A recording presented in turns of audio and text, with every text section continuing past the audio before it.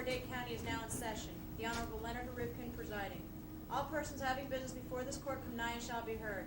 God save the United States of America and this honorable court. Ladies and gentlemen, welcome to the investiture of Judge Amy Karan to the County Court of the 11th Judicial Circuit. Would you please remain standing for the invocation by Rabbi Barry Konovich. Rabbi? On behalf of all assembled, may I say that the one word that it describes best the moment is the Yiddish word nachas, great pride and joy in the accomplishments of Judge Amy Karan. The Bible reads, tzedek, tzedek, tirdof. Justice, justice shall you pursue. We are a country of laws beset by lawlessness. We are the inheritors of a proud tradition of democratic independence, yet we suffer from a malaise of violence. We proudly point to our system of courts and judges where every citizen has the right to be heard. Yet many find it difficult to be heard. Justice is blind, they say, yet social standing and wealth often give undue advantage. Therefore, it is written in the Bible, tzedek, tzedek, tirdof, pursue justice. At times it may appear difficult to achieve justice for all, but it is worth pursuing. And it will not happen unless we pursue it with all our energy, with all our intellect, and with all our courage. May God bless Judge Amy Karan as she assumes her position.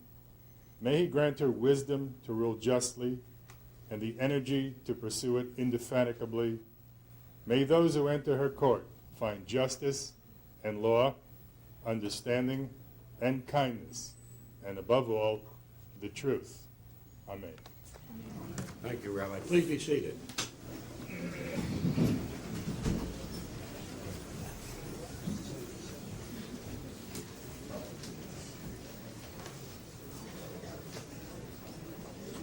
I'd like to acknowledge the presence of the judges of the 11th Judicial Circuit, the General Masters, the Clerk of Court, Harvey Rubin, and the Public Defender, Bennett Brummer. For remarks, on behalf of the Florida Bar, I'm pleased to introduce a past president, Burton Young. Bert.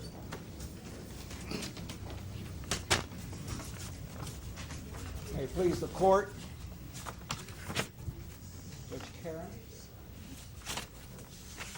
distinguished members of the judiciary, the Karan and the Kornreich families, ladies and gentlemen. Let me get rid of my, in a half a second, my official duties. And they are, and it is, on behalf of the Florida Bar, Judge Karan, and the 51,963 lawyers and judges as of this morning at 10 o'clock. I bid you welcome.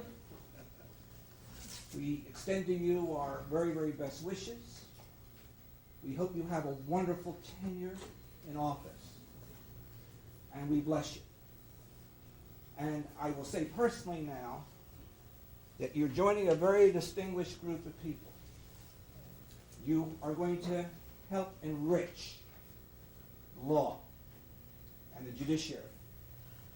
And of course, we live in an era where the law is supposed to be supreme.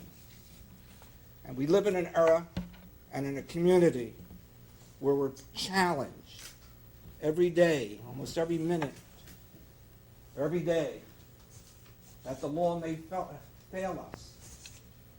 We are not safe in our homes and safe in the streets. And the only thing that keeps us going and provides us with the strength of continuing in this great democracy, you and the people around us. It's so important that the strength of our judiciary is truly the strength of our community and of our democracy. Now, Judge Karan, in order to be a good judge, you need three things: patience, patience, and patience. And if you have that, you'll just survive beautifully on the bench. I was struck by one thing that President Lincoln had once said, and I will convey those remarks to you very, very briefly, because you are in a very tough court that you were assigned to. We have so much violence in our community, and you've been assigned to the Court of Domestic Violence. And I would remind you that Lincoln believed that the overriding goal of a democratic legal system was to reach a moral end of each case. And basically, and translated, is do the right thing, and what you believe in your gut is the right thing. And when you go home every night, you will have done justice, and you'll feel good, and we will feel good, and we'll triumph. And I love you very much.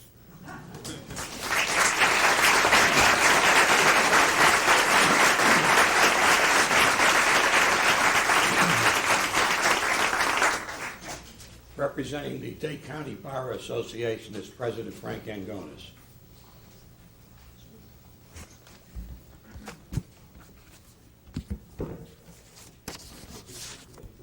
Thank you, Judge Rifkin. Good morning, Amy. Congratulations, Judge Rifkin. When my time is up, please let me know if Your time is up. Never give Judge Rifkin a chance. Mr. Clerk, members of the judiciary, I don't know what to say. Amber and Jerry, members of Amy's family, friends, colleagues, we're here to celebrate a wonderful day in which Amy goes from being Amy the lawyer to Judge Karan. An awesome responsibility. Our judiciary is not only vested with the powers that the Constitution has given it, but unfortunately it has also had to assume a lot of the vacuum left by other institutions in our society, and sometimes even the legislative and the executive power.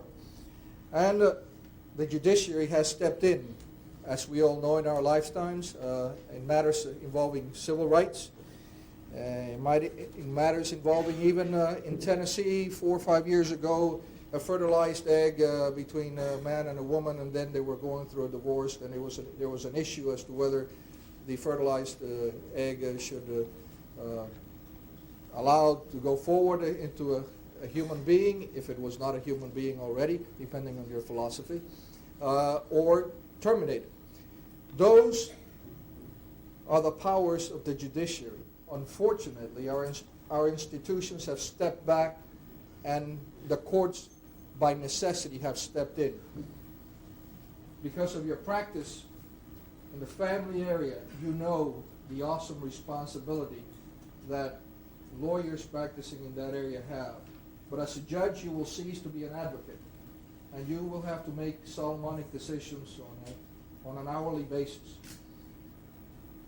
You have proven that you are up to that task, and the lawyers of Dade County welcome you into the judiciary. In times of need, we'd like to give you, on behalf of the Dade County Bar, the Tanakh to help you. It is the Bible. It's a wonderful book. Read it in times of need. Read it in times when you have nothing else to do. It will guide you. It will keep you. Congratulations to you and your family.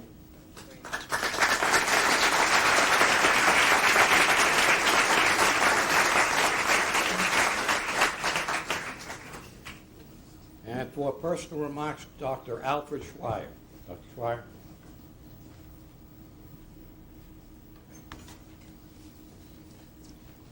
Members of the court, family, friends, and guests. About 1.5 years ago, I was standing in front of my building, waiting for the doorman to bring up my car. It was in every way an ordinary day in South Florida. As my car backed toward me, I saw something new on the rear bumper. I thought, oh no, somebody had put a bumper sticker on during the night. I wonder what message I would be parading around town. Would it be save the whales, visit the parrot jungle, or even worse, something like no breaking, lawyers crossing?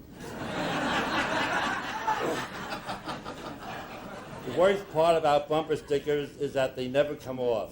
Then the car came close enough for me to read the message. In big bold letters it said, "Elect Amy Karan, Dade County Judge." What a great idea. She would make a fantastic judge. During all the years I have known Amy, my love and respect for her have continually increased, as have her accomplishments. She is a brilliant and respected attorney. She is a loving wife and a caring mother. She is generous with her time and her ideas. She gives selflessly to her community. She is a woman of vision, ideals, and integrity. Of course, she could be a judge. In fact, she should become a judge. I decided at that moment to do whatever I could to help her realize her ambition. So I drove my car all over Dade County.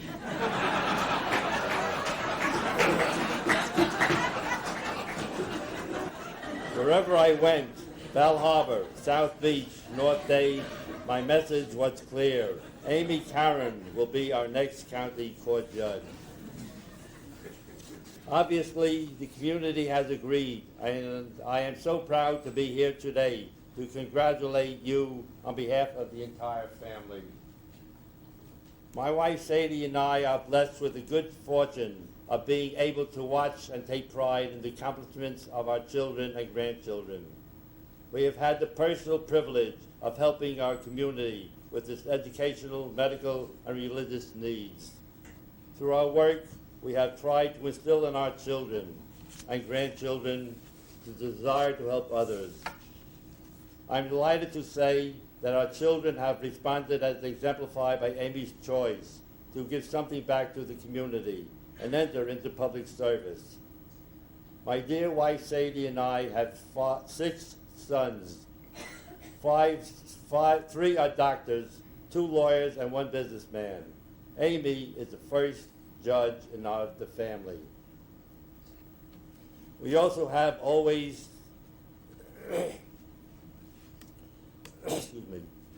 We have also always stressed the importance of love of family.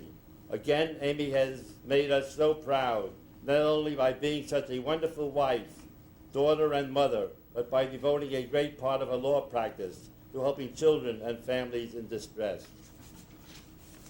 She was always engaged in one pro bono case or another, seeking to help a child get through the trauma of divorce, abuse, or abandonment.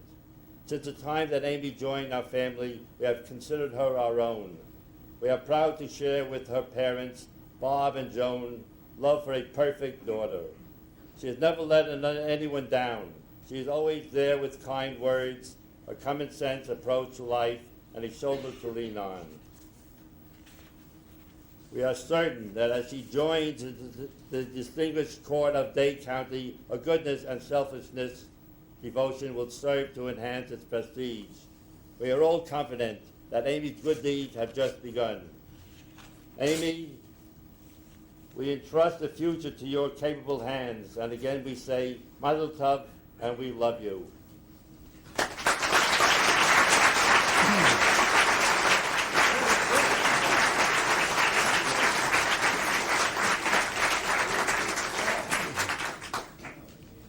For additional personal remarks, the oldest member of the Florida Bar, Jason Burton.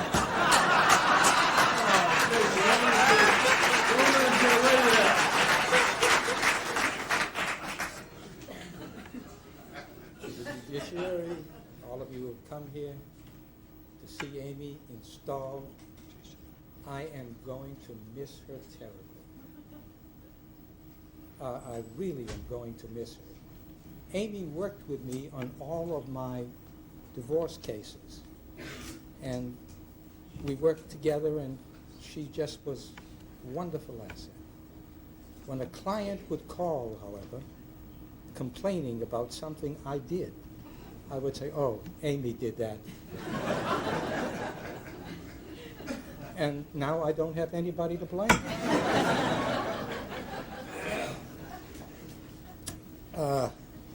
I'm here to entertain you and tell you primarily that Amy is gifted, articulate, brilliant.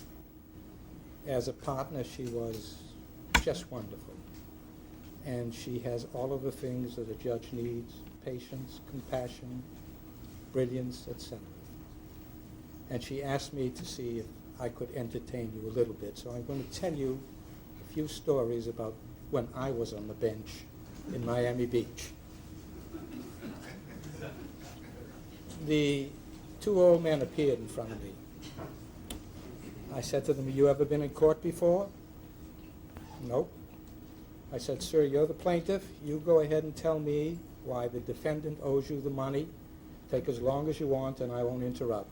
And he told me at length why the defendant owes him the money. And then I said to the defendant, "You've heard the plaintiff. It's your turn now. You tell me why you don't owe the money. Take as long as you want, and I won't interrupt." And he did. He took his line, told me why he didn't owe the money. I said, "Well, after listening to both of you, I think that the plaintiff is right." The defendant said to me, "Who asked for your opinion?"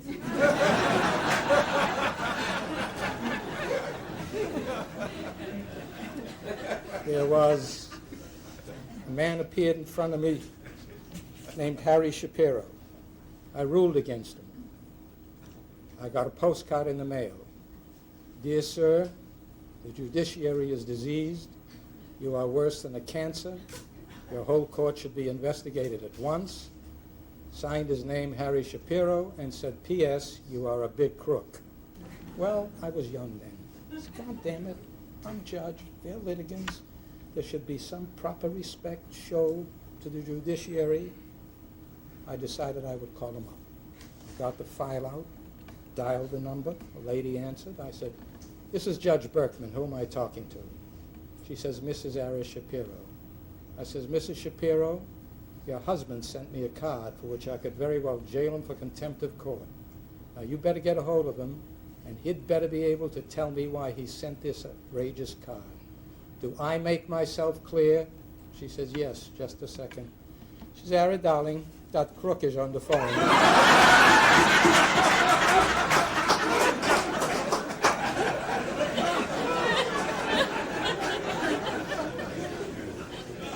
You know what I did?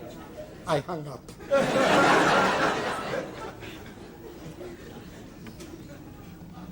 I tell you about a case I heard. A lady named Wendy Berlowitz put an ad in the paper that she would bare her breasts at the corner of Washington Avenue and Lincoln Road at 2 o'clock in the afternoon on a certain day. She did. The police were there. The senior citizens turned out en masse. And everybody watched her. They took moving pictures. The case came in front of me. She was charged with lewd and lascivious behavior. I listened to the senior citizens who explained at length, "Oh, you should have seen what was going on." They showed me the movies. And I then said after about 2 hours, "Well, I've heard enough testimony in that regard." And I said to the defendant's lawyer, "What do you want to put on now?" He says, "I make a motion to dismiss this case." I said, "On what basis?" He said, "No matron examined this person. You don't know whether it's a man or a woman. And if a man bared his breast at the corner of Lincoln Road and Washington Avenue, that's no crime." I said, "That's a stupid motion. I'm old enough to know the difference between a man and a woman. I know the difference between a man and a woman. I've been around a while, and I can tell the difference between a man and a woman. Do you have any other stupid motions you'd care to make?" He says, "No, I found her guilty and fined her some money." Very next case was a hooker charged with soliciting for prostitution in the Fontainebleau. I called the name Candy Stevens. She came down the aisle, beautiful blonde, and I said, "You're charged, Candy Stevens, with soliciting for prostitution in the Fontainebleau. How do you plead?" She very dulcet tone, she says, "Not guilty, Your Honor." At that time, the detective spoke up. He says, "That's not Candy Stevens. That's Irving Schwartz."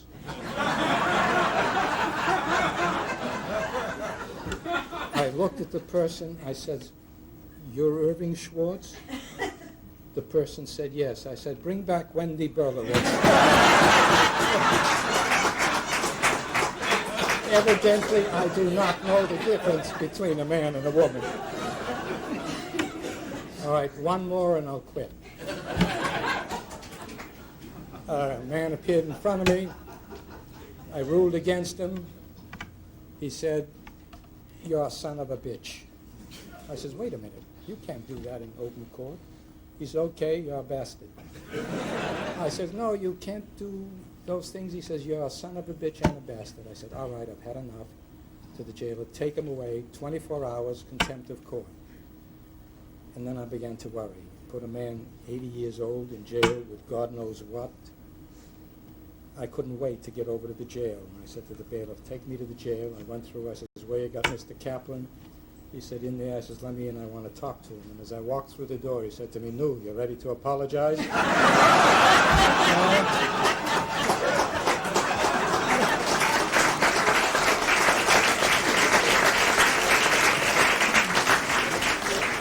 I let him do the 24 hours. Let me close by saying I really have deep regard and affection for Amy. She's a wonderful lawyer, a wonderful person. She's going to make a wonderful judge. She's got it all. We welcome you to the bench.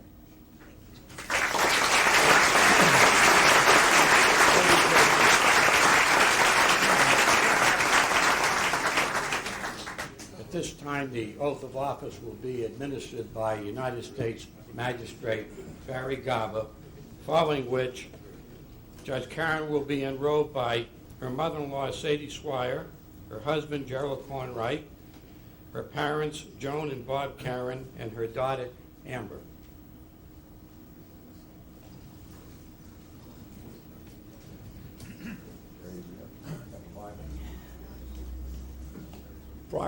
Prior to giving the oath to Judge Karan, I just would like to make a few very brief remarks. It's a real pleasure and privilege to be here and participate in this wonderful day in Amy's life. I first met Amy in 1986 when she was an associate with a law firm that I was a partner in at that time, and I was immediately impressed tremendously with her great skills as a lawyer. Not only skills as a lawyer, but compassion and a human feeling for everyone she confronted. We in Dade County are indeed fortunate to have a woman such as Amy Karan sacrifice her professional career as a lawyer with a great willingness to serve as a member of the judiciary in this community. Our community will be better for it, and we are blessed to have her serve. Amy, if you would please place your left hand on the Bible and raise your right hand and repeat after me. I, Amy Karan, I, Amy Karan, do solemnly swear do solemnly swear that I will support, protect, and defend that I will support, protect, and defend the Constitution and government of the United States of America the Constitution and government of the United States of America and of the state of Florida, and of the state of Florida, that I am qualified to hold office that I am qualified to hold office under the Constitution of the state of Florida, under the Constitution of the state of Florida, and that I will well and faithfully perform and that I will well and faithfully perform the duties of judge of the county court the duties of judge of the county court of the 11th Judicial Circuit of the state of Florida, of the 11th Judicial Circuit of the state of Florida, on which I am now about to enter. on which I am now about to enter. So help me God. So help me God. Congratulations, Judge Karan. Thank you, Judge. Thank you very much. Let me take up my jacket.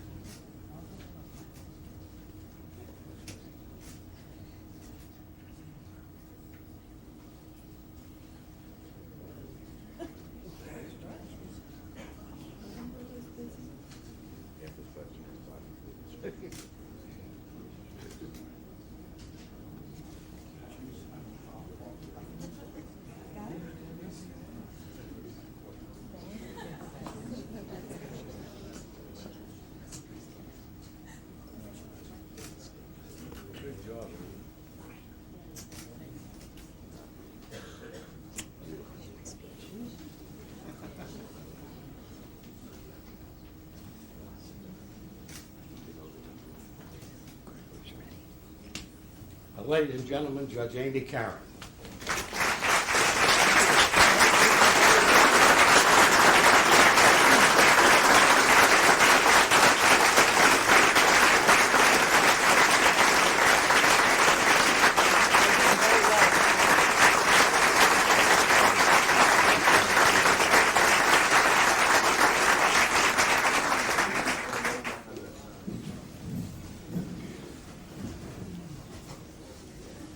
Chief Judge Rifkind, honorable members of the court, members of the bar, clerk of the court, family, and friends. Thank you for being here to share this moment of great joy and good fortune in my life. Justice Benjamin Cardozo once said at a dinner in his honor, "Only great luck or great merit could give a person such a reception as this." While I know that my presence here today is due mostly to luck, I prize your welcome nonetheless. Cardozo's words lead me to recognize the role good fortune has played in my life, for this chamber is overflowing with just the sort of merit and legal talent that Cardozo prized. Good luck has smiled upon me and allowed me to practice among you as a lawyer, and now to serve on your bench. I thank all who have encouraged and believed in me, and all who have cared about me. For to be encouraged and cared about is truly the best good fortune that anyone can have. My deepest appreciation extends to some special people whose lives have touched and illuminated my own. Rabbi Barry Konovich, who has officiated at so many of the simchas, joyous occasions in my life. My wedding, my daughter Amber's baby naming, my son Adam's bar mitzvah, and now this ceremony. Thank you for your kind words today, Rabbi. I hope there will be many more simchas for us to share.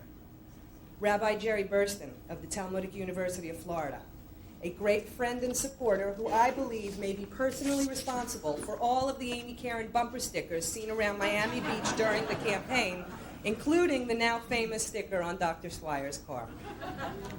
Burton Young, who has inspired me with his uncompromising idealism, humanitarianism, and sense of ethics. He is a man I am very proud to call my friend. Jason Berkman. Jason hired me right out of law school and is in great part responsible for the direction my career has taken.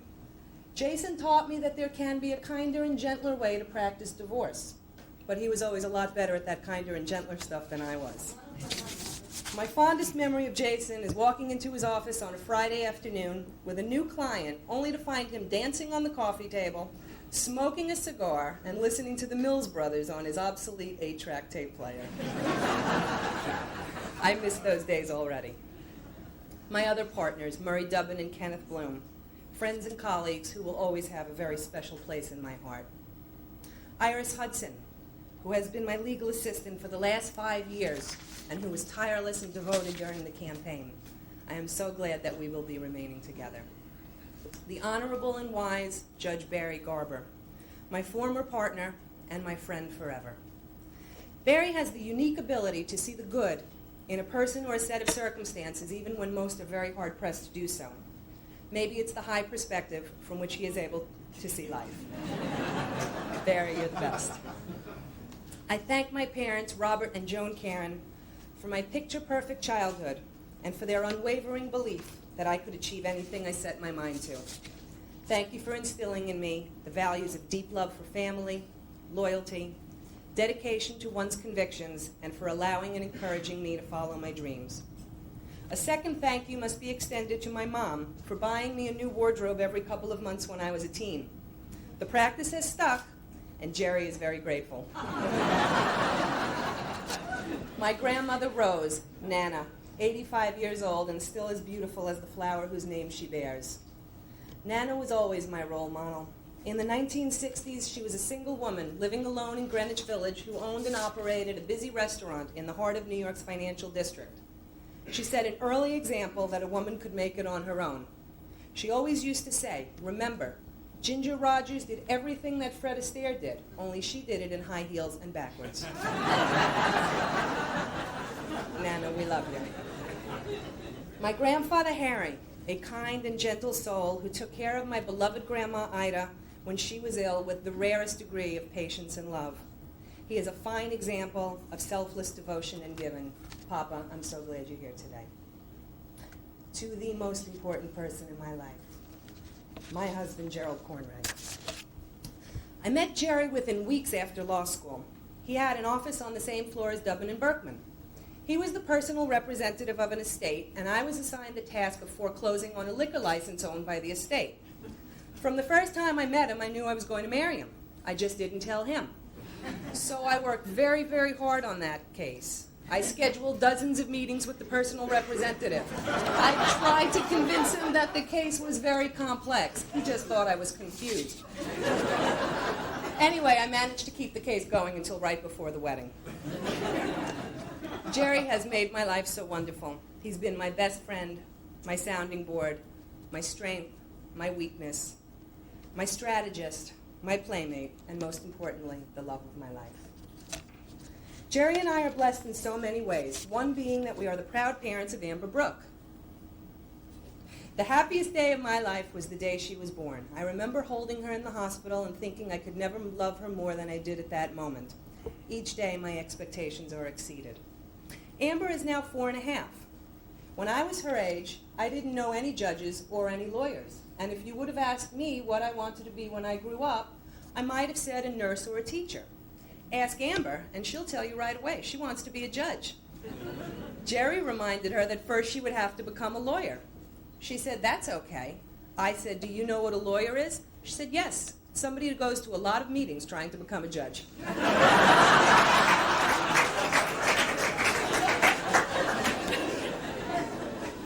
Amber was a great asset on the campaign trail. She would close my campaign speeches by saying, vote for my mommy. I always got the loudest applause of all the candidates. This, of course, confirms that the general public recognizes great legal talent when they see it. Amber, my sweetheart, would you like to take a bow?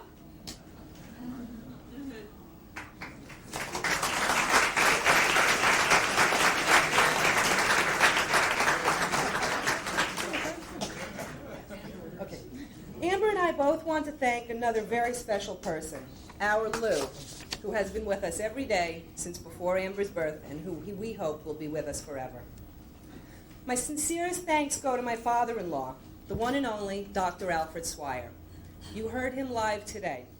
What can I say about a man who draws his inspiration from bumper stickers? Except to add that beneath his tough guy image is the warmest, kindest, and most generous man I know. Dad, I love you. I can't thank you enough.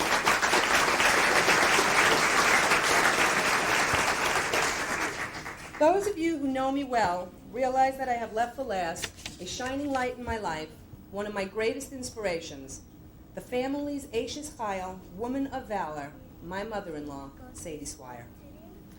She is the energy, the magic, and the warmth that my entire family draws from. Her compassion for humanity and her overwhelming love of family is an example to all who know her. Very few people know that I was actually engaged to Sadie before I was engaged to Jerry. During one of our early dates, she followed me into the ladies' room of the restaurant and presented me with a ring. I guess Jerry had no choice after that. Well, the rest, as they say, is history. Mother, we all thank heaven for you every day. You are one of the truly special people in this world.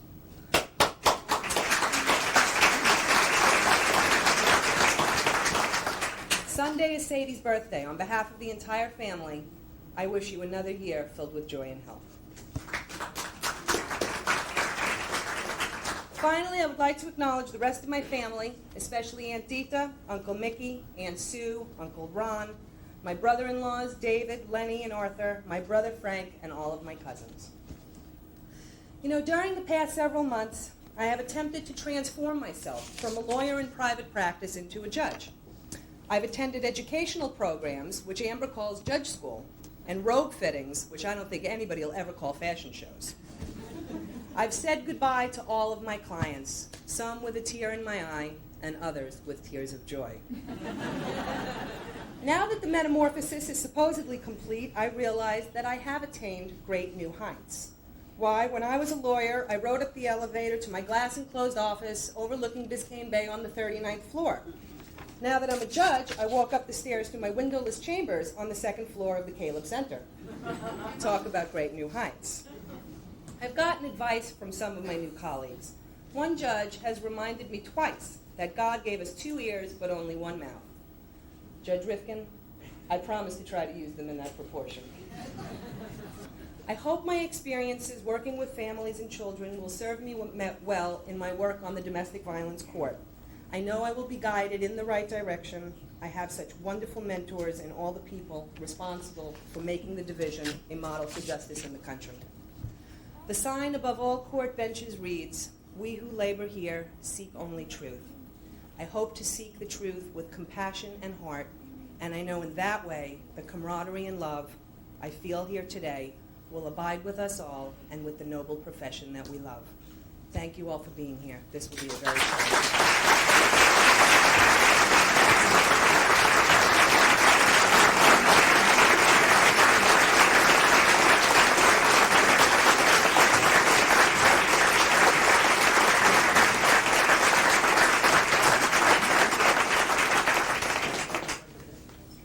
We welcome Judge Karan to the bench of Dade County. Judge Karan invites all of you to the Cultural Center for a reception. For those of you who are unable to attend the reception, she will remain here for those who wish to extend personal congratulations. We stand in recess.